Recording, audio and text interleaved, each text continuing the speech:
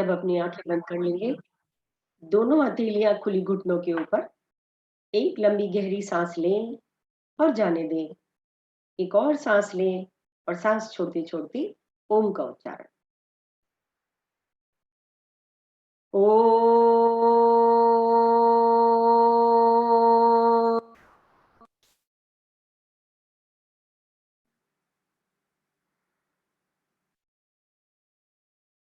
ओ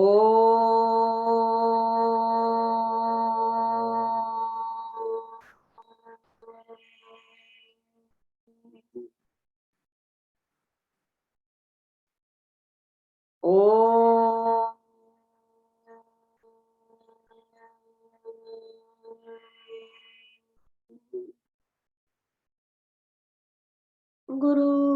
गुरुर्ब्रह्मा गुरुर्विष्णु गुरुर्देवो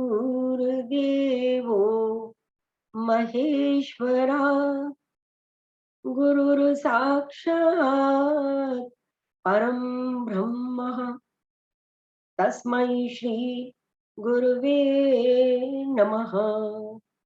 ओम शांति शांति शांति।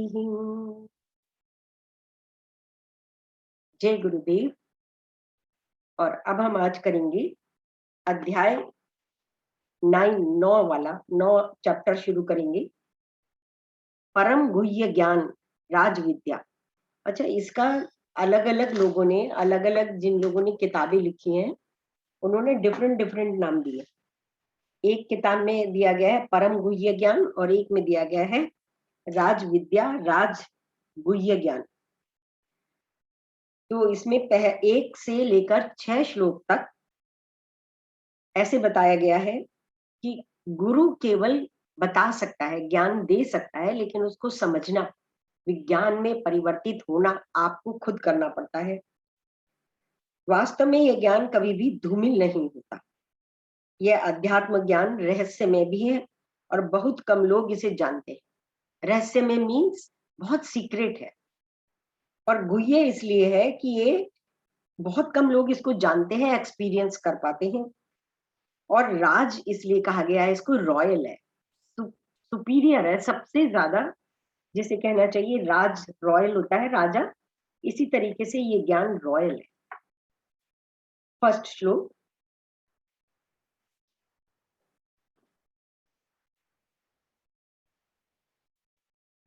इदम तु ते गुह्यतमं प्रवक्ष्यामि अनसूयवे ज्ञानम विज्ञान सहितम यन ज्ञात्वा मोक्षसे अशुभात्।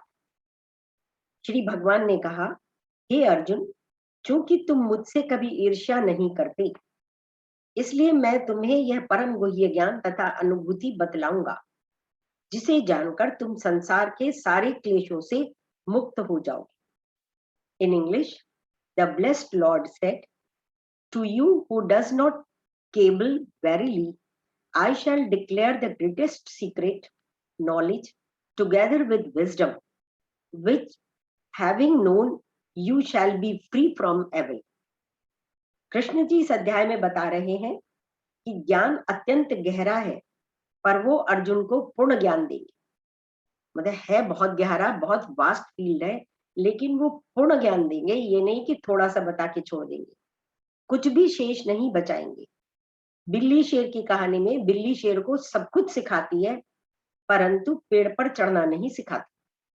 तो उनका कहने का अभिप्राय ये है कि वो पेड़ पर चढ़ना भी सिखा देंगे। इसीलिए श्री कृष्ण कह रहे हैं कि पूर्ण ज्ञान देंगे, कुछ भी शेष नहीं रखेंगे। श्री कृष्ण अर्जुन को अनसूयवे अर्थात जो शक नहीं करता, संशय नहीं करता, जेलस नहीं करता। शास्त्रों में उस व्यक्ति को अनसूयवे कहा गया है जो ज्ञानियों के ज्ञान का खंडन नहीं करता। जब 2 जने आमने सामने बैठे होते हैं तो आपने देखा, एक ने कुछ कहा तो दूसरा उसको खंडित करता है और अपनी बात को प्रूव करने की कोशिश करता है। और कई बार आपने देखा होगा कि वो जो कहना चाह रहे हैं दोनों ही सही कह रहे हैं, बस खाली बातों का फर्क हो जाता है। जो थोड़े गुणों वालों की भी प्रशंसा करता है, दूसरों के दोषों में पूर्ति नहीं करता इत्यादि, वो दूसरों के दोषों में प्रीति नहीं करता, मतलब उसे दोष देखने का अच्छा नहीं लगता। किसी के अंदर थोड़ा सा भी अगर कुछ अप्रिशिएबल है तो उसको अप्रिशिएट करता है। तथा अंततो गत्वा तू इस ज्ञान को प्राप्त कर अशुभ से अर्थात सब कामनाओं से मुक्त हो जाएगा, क्योंकि जितनी भी परेशानियां हैं, जितने भी दुख हैं, वो सारे के सारे कामनाओं के कारण ही है। अशुभ उन्हीं के कारण होता है, तो तुम उन सब से मुक्त हो जाओगे। यहूदी दार्शनिक तालमुद अपनी किताब में लिखते हैं कि 4 तरह के लोगों को परमात्मा प्राप्त नहीं होते: झूठा, पाखंडी, ठग और संशय करने वाला। जो व्यक्ति संशय करता है वह हर चीज पर संशय करेगा। शक एक ऐसा कीड़ा है, यदि आ जाए तो पूरे संबंधों को बर्बाद कर देता है। शक्की आदमी के भवसागर को पार करने को तो भूल ही जाइए, वह तो सड़क भी पार नहीं कर पाता। ज्ञान अर्थात बताना, किसी ने आपको कोई नॉलेज दी यानी बताया। विज्ञान अर्थात समझ में आ जाना। कृष्ण जी इतने विभिन्न तरीकों से समझा रहे हैं कि अंत में ज्ञान से विज्ञान में परिवर्तित हो ही जाएगा। जैसे बार बार आप कोई चीज करते हैं तो वो आपके दिल दिमाग में बस जाती। ये ज्ञान एक इंफॉर्मेशन है, ऐसा करना चाहिए, परंतु जब वो ज्ञान आचरण में समाहित हो जाए तो विजडम बन जाए। फॉर एग्जाम्पल, कोई आपके सामने भोजन परोस सकता है, भोजन मुंह में खिला सकता है, परंतु उसको निगलना तो आपको ही पड़ेगा। और फिर जब भोजन ब्लड में परिवर्तित होकर नस नाड़ी में बहेगा, तब समझिए कि आपने भोजन खाया, तब वो आपका पार्ट बनेगा शरीर का। इसी प्रकार जो भी ज्ञान है वो एक इंफॉर्मेशन है, परंतु जब वह इंफॉर्मेशन को हम जीवन में आचरण में प्रतिबद्ध होकर उतार लेते हैं, उसे ये समझकर उतार लेते हैं कि वो ज्ञान कृष्णा ने दिया है, वो परम सत्य है, तो उससे उसकी प्रैक्टिस से विजडम डेवलप होती है और वो ज्ञान विजडम में परिवर्तित होकर आपका ज्ञान हो जाता है। गुरुजी ने इस बात को ऐसे बताया है कि जो भी ज्ञान तुम्हें अच्छा लगे, किसी की कोई बात बहुत अच्छी लगी, जैसे हम दूसरों को बताने लगते हैं, उसे डिस्कस करो, उसे चिंतन करो, जब तक वह सहज ही तुम्हारे आचरण में ना आ जाए, फिर समझो वो ज्ञान तुम्हारा हो गया। दूसरा श्लोक,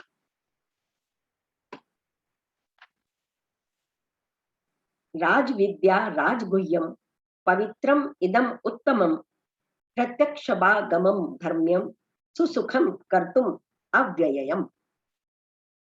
यह ज्ञान सब विद्याओं का राजा है, जो समस्त रहस्यों में सर्वाधिक गोपनीय है। यह परम शुद्ध है, चूंकि यह आत्मा की प्रत्यक्ष अनुभूति कराने वाला है, अतः यह धर्म का सिद्धांत है। यह अविनाशी है और अत्यंत सुखपूर्वक संपन्न किया जाता है। In English, the royal knowledge, the royal secret, the supreme purifier is this directly realisable, righteous, very easy to practise, imperishable. अर्थात यह राजविद्या, राजगुह्य, परम पवित्र, प्रत्यक्ष जानने वाला, धर्मयुक्त, अभ्यास में सुगम और अविनाशी है। राजविद्या, फिर उन्होंने एक एक को इसमें राजविद्या राजगुह्यम पवित्रम इदम उत्तमम प्रत्यक्षावगमम धर्म्यम सुसुखम कर्तुम अव्ययम, जितने शब्द हैं ऊपर, उन सबको एक एक करके व्याख्या दी है, उसको एक्सप्लेन किया है। राजविद्या, इस ज्ञान से श्रेष्ठ दुनिया में कोई और ज्ञान नहीं है, यानी अध्यात्म ज्ञान से सारी की सारी विद्याएं कुछ समय उपरांत लुप्त हो जाती, परंतु आत्मज्ञान कभी भी ऑब्सलीट, खत्म नहीं होता। आज से 100 वर्ष पहले स्थित जो ज्ञान थे, बड़ा महत्वपूर्ण था, आज उसे कोई पूछता भी नहीं। जैसे आर्चरी की विद्या थी, आज उसकी कोई तलवार युद्ध था, ज्ञान था उन चीजों का, आज उनकी कोई डिमांड नहीं है।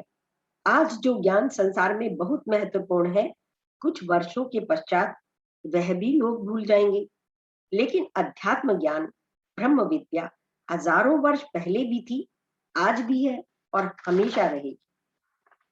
यह राजविद्या है, रॉयल नॉलेज। अब हम बात करेंगे राजगुह्यम। दुनिया का सबसे बड़ा रहस्य है। पूरी दुनिया में कितने लोग हैं जिन्होंने अध्यात्म के बारे में सुना हो? कितने जनों को यह ज्ञात होगा कि संसार स्वप्नवत है? जिन्होंने सुना भी है, उनमें से कितनों ने शास्त्रों का अध्ययन किया होगा? और जिन्होंने अध्ययन किया भी होगा, उनमें से कितनों ने यह ज्ञान सत्य माना है? और जिन्होंने सत्य माना है, उनमें से कितनों ने इस ज्ञान का अभ्यास किया है?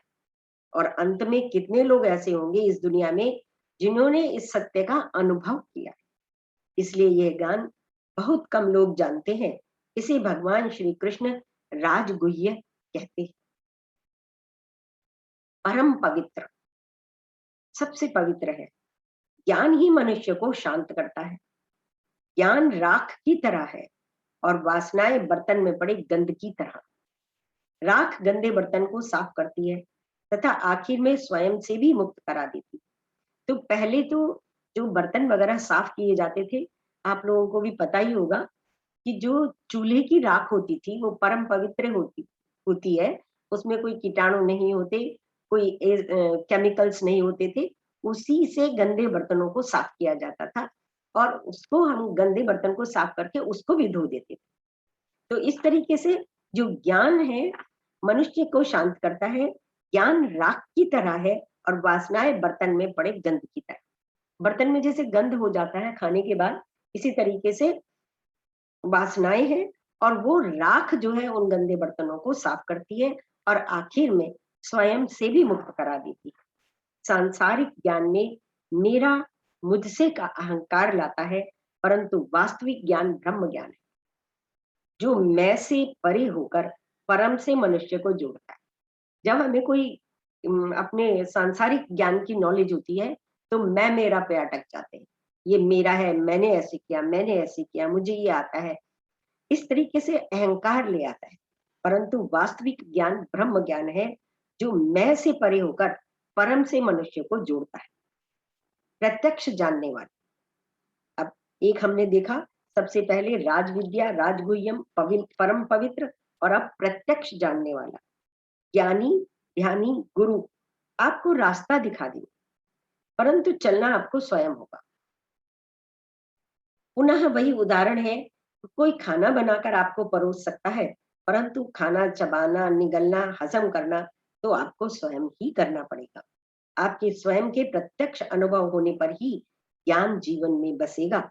औरों के अनुभव से आपको ब्रह्म का आभास नहीं होगा।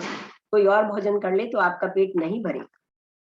धर्मयुक्त आत्मा को धर्मपूर्ण कहा है। धर्म सनातन है। संप्रदाय, परंपराएं, रीति रिवाज धर्म नहीं, अपितु मत है। मत बदलते रहते हैं, परंतु धर्म सनातन रहता है। देवी देवता, तीज त्योहार धर्म नहीं है, क्योंकि इनमें भी परिवर्तन होता रहता है। अध्यात्म के धरातल में देवी देवता प्रकट होते हैं, परंतु आत्मा न जन्म लेती है न मरती है। आत्मा धर्म युक्त है, बाकी सब संसार में युक्त कराते हैं। बाकी चीजें आपको संसार से युक्त कराती हैं, आत्मा धर्म युक्त। अभ्यास में सुगम, क्योंकि परमात्मा आपका वास्तविक स्वरूप है, इसलिए इसको प्राप्त करने में मुश्किल नहीं होती। आपका अंतःकरण आपको बार बार प्रेरणा देगा कि उस पर चलो जो परमानंद देगा। भोग विलास ग्लानि लाते हैं तथा भोग विलास कायम रहने के लिए जीवन भर प्रयास मांगते हैं। मेंटेनेंस के लिए भोग विलास, घर को भी देखो मेंटेन करना हो तो लगातार प्रयास चाहिए होता है। इसी तरीके से भोग विलास वाला सांसारिक जीवन को मेंटेन करने के लिए आपको प्रयास चाहिए। इसके विपरीत आध्यात्मिक ज्ञान सहजता लाता है और एक बार आ जाए तो फिर वह सनातन रहता है, अविनाशी है। संसार का ज्ञान नाशवान है, परंतु ब्रह्म ज्ञान अविनाशी है। एक बार जीवन में बस जाए तो सदा सनातन रहता है। हमारे शरीर का, धन का, परिवार का, सबका नाश होता है, होना ही है, परंतु आत्मा अविनाशी है। अब आपको विचार करना है, अपना विवेक का प्रयोग कीजिए कि आत्मज्ञान अविनाशी को पाना है यह संसार की नाशवान जड़ वस्तुओं को आत्मज्ञान के साथ सांसारिक सुख फ्री में मिलता है, परंतु सांसारिक दौड़ धूप में संसार शायद मिल जाए, परंतु आत्म सुख तो असंभव है। इसी विषय को अगले श्लोक में कृष्ण जी और स्पष्ट करेंगे। तीसरा श्लोक।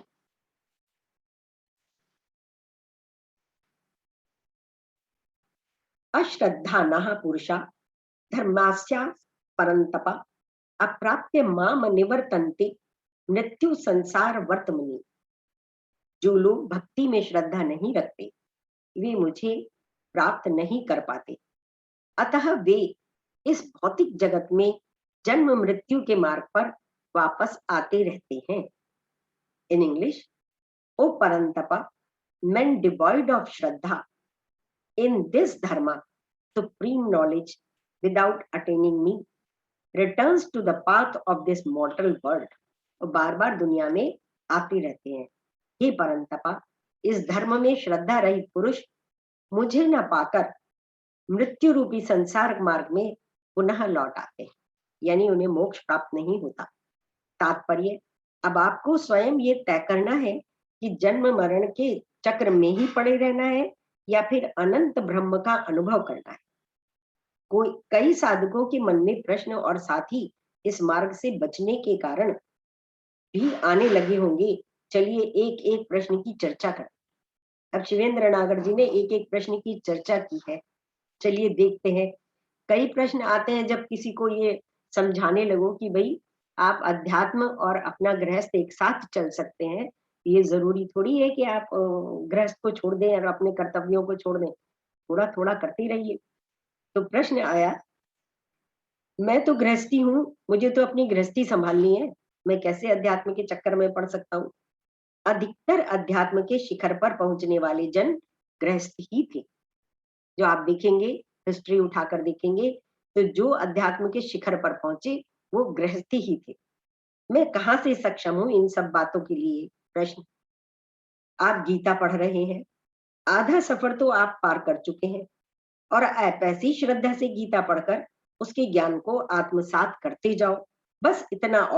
और शिखर तक जाने के लिए इन गुणों के साथ आप पूर्ण सक्षम, अपनी जो क्वालिटी है, जो अपनी जिस चीज को हम कर सकते हैं हम जानते ही नहीं। उन्होंने कहा कोई बहुत मुश्किल काम नहीं है, आप ऐसे ही करते रहो, आप एक दिन पहुंच जाओगे, सक्षम हो आप। प्रश्न, सुना है बहुत जन्मों के पश्चात कोई बिरला ही मोक्ष प्राप्त कर पाता है, परम तक पहुंच पाता है। उत्तर, क्या पता यही आपका आखिरी जन्म हो, किसको मालूम। प्रश्न 4, अध्यात्म में चला गया तो संसार और परिवार से छूट जाऊंगा। बहुत से लोगों को ये डर लगता है कि अगर आपने गीता जी पढ़ ली और आपने सेवा भाव में आ गए, सत्संग करने लगे तो संसार से छूट जाएंगे, आपका गृहस्थ छूट जाएगा।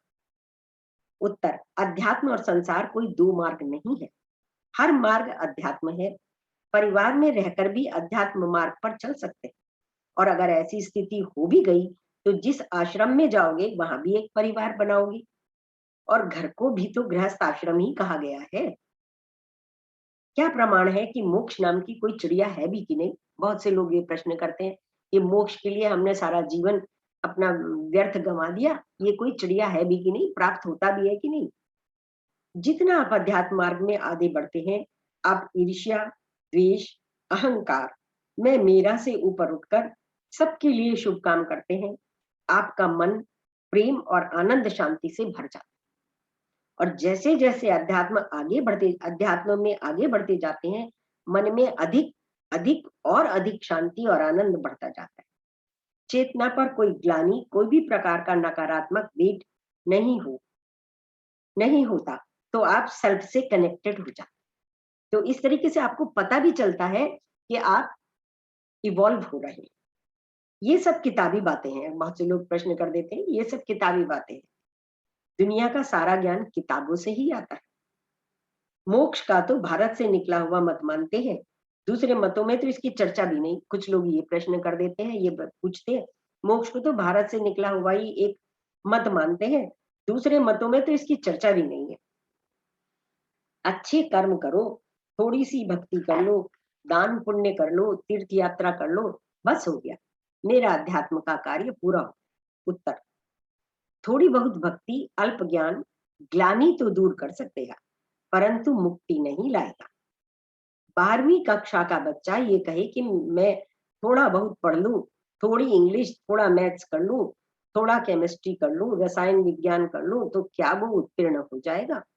या ये कहिए अगर अपनी सामर्थ्य के अनुसार प्रयत्न नहीं करेगा तो मान लो पास भी हो गया पर अगला कॉलेज का एडमिशन नहीं मिल पाएगा। तो हमारे अंदर इतनी शक्ति दी है ईश्वर ने, इतना सक्षम है हम, ये मानव जीवन ही है जिसमें कि हम ये ज्ञान प्राप्त कर सकते हैं, ब्रह्म ज्ञान। तो हम अपने अपने कैपेबिलिटी को पहचानते नहीं हैं और ये सोचते हैं कि बस पास ही हो गए तो काफी है, इतना कर लिया तो काफी है। तो उससे क्या होगा, ऊपर नहीं जा पाओगे, मोक्ष प्राप्त नहीं कर पाओगे, ग्लानि अवश्य दूर हो जाएगी। प्रश्न 9, मैं ऐसे बहुत लोगों को जानता हूं जो जीवन भर धार्मिक रहे परंतु अंत बहुत बुरा हुआ। ऐसे भी कई लोगों को जानता हूं जो भोग विलास में रहे और बुढ़ापा भी ऐश में कटा। जीवन में ऐश करना अथवा दुखी रहना ये आपकी वासनाओं का प्रतिफल है, इसका अध्यात्म से कोई सरोकार नहीं। आध्यात्मिक व्यक्ति के जीवन में दुख आए तो उसको झेलने की क्षमता ज्यादा आ जाती। आध्यात्मिक जीवन में जो अध्यात्म पथ पर चल रहे हैं उन्हें सुख और दुख को झेलने की, फेस करने की शक्ति उनके अंदर ज्यादा आ जाती है। सुख आए तो उसे भी झेलने की क्षमता अधिक आ जाती है। सांसारिक के पास सुख दुख तो क्षमता कम रहती है। सुख दुख आए सांसारिक व्यक्ति के पास तो उसके पास क्षमता कम होती है। बहाने मारने छोड़िए और जान लीजिए जितने अध्यात्म से दूर भागेंगे उतने अशांत, बेचैन रहेंगे।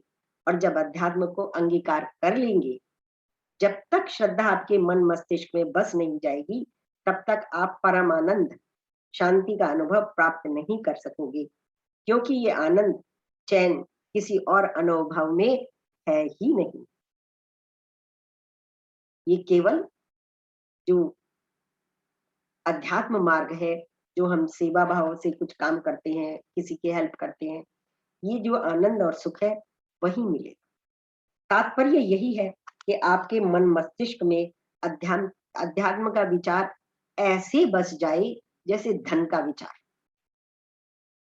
संसार का विचार मन मस्तिष्क में बस जाए और उस विचार के प्रभाव से जैसे धन के लिए, संसार के लिए आप कर्मशील रहते हो, ऐसे ही परमात्मा को पाने के लिए क्रियावान हो जाओ।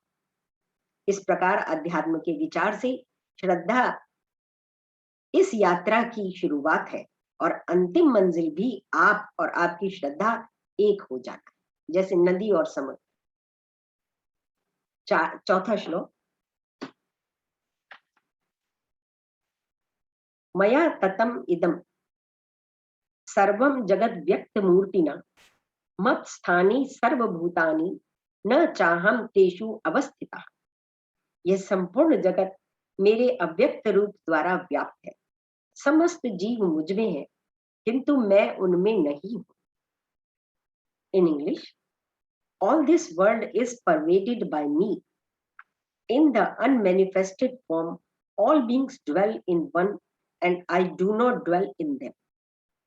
अर्थात अव्यक्त मूर्ति के रूप में यह सारा जगत मेरे द्वारा व्याप्त है, सारे प्राणी मुझ में स्थित हैं और मैं उनमें नहीं हूं। जब श्री कृष्ण भगवान मेरा मुझे मैं शब्द का प्रयोग करते हैं तो उनका अभिप्राय आत्मा से होता है।